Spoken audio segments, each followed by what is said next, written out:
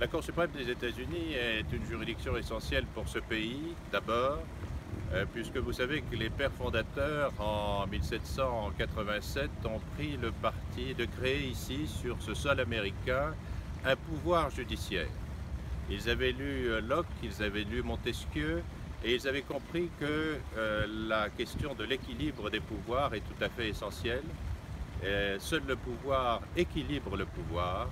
Et dans ce pays, il existe un véritable pouvoir judiciaire, à la différence d'autres nations comme la France. Et la Cour suprême est le sommet de cet édifice judiciaire. Elle est là pour équilibrer le pouvoir présidentiel et le pouvoir du Congrès.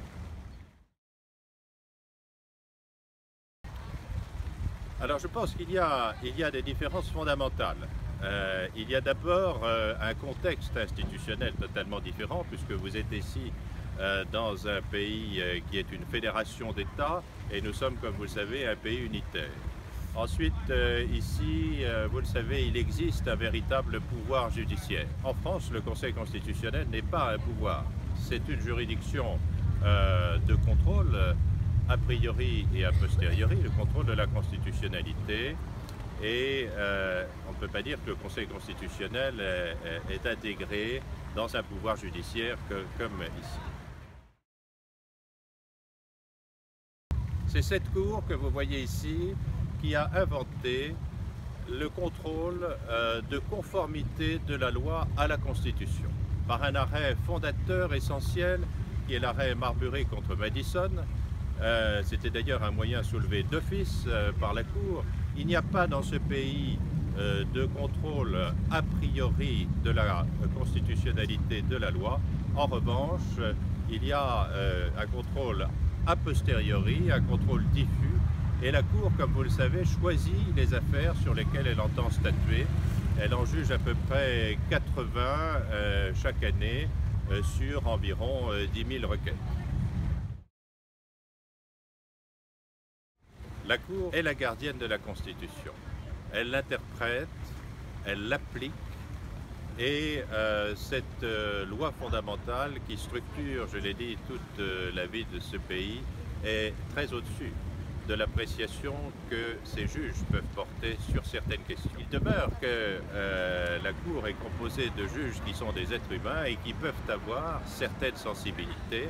On l'a vu lorsque le délibéré est extrêmement partagé et que nécessairement, au-delà des considérations juridiques, il peut y avoir des éléments, je dirais, culturels qui feront pencher la balance dans un sens ou dans un autre, mais il n'y a pas d'autre système possible. Très appréciable dans ce pays et qui, je crois, est aussi un rempart contre le gouvernement des juges, c'est la transparence des opinions des membres de la Cour. On sait ce que pense le Chief Justice Roberts de telle ou telle affaire, parce qu'il a écrit une opinion dissidente aux concurrentes. On savait ce que pensait Antonin Scalia, il était le champion des dissenting opinions. On sait que Mme Ginsburg ou Justice Breyer ne sont pas d'accord parce qu'ils l'ont dit.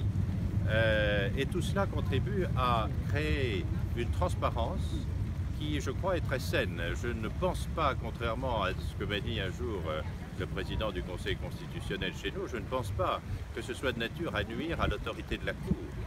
La collégialité existe, mais chaque membre donne ses positions, elles sont connues, elles sont établies, et tout ceci se déroule d'ailleurs entre eux dans un climat, évidemment, de dialogue tout à fait civilisé. Je dirais que du côté des originalistes, il faut reconnaître qu'il y a une rigueur dans la lecture des textes et un souci de limiter la portée des appréciations personnelles des juges. Le texte est ce qu'il est, et c'est une approche qui juridiquement est rigoureuse et tout à fait séduisante. On peut lui reprocher évidemment à cette approche un décalage entre les exigences d'une société du XXIe siècle et ce que les pères fondateurs ont pu vouloir en 1787. Mais derrière la Constitution vivante, il y a aussi évidemment les appréciations des juges, leurs opinions personnelles. Il n'y a donc plus aujourd'hui que 8 juges qui siègent. Il faudra donc pourvoir le siège d'Antonin Scalia et sans doute également au cours du mandat de président Trump, un ou deux autres sièges de la Cour. Et donc il est évident que la composition de la Cour va changer. La Cour est une institution cardinale de ce pays et ce n'est pas une élection présidentielle qui va modifier sa structure, sa solidité, son autorité et la portée de sa jurisprudence. Et comme vous le savez, les choix des présidents qui sont parfois analysés par la presse comme répondant à des considérations philosophiques ou politiques, en réalité, les choix des présidents sont d'abord guidés par la qualité des candidats. Et on sait bien sûr, l'histoire de la Cour a montré que certains membres nommés par des présidents qui étaient présumés avoir des positions conservatrices ou libérales, en réalité étaient guidés bien sûr par d'autres considérations parce que ce sont des juristes et qu'en plus au fil de leur mandat, leurs idées pouvaient évoluer. Nous allons avoir dans les semaines qui viennent un processus de choix, de confirmation et une nouvelle composition de la Cour, probablement vers le mois de mars-avril, avec donc un nouveau juge et sans doute ensuite plusieurs nominations.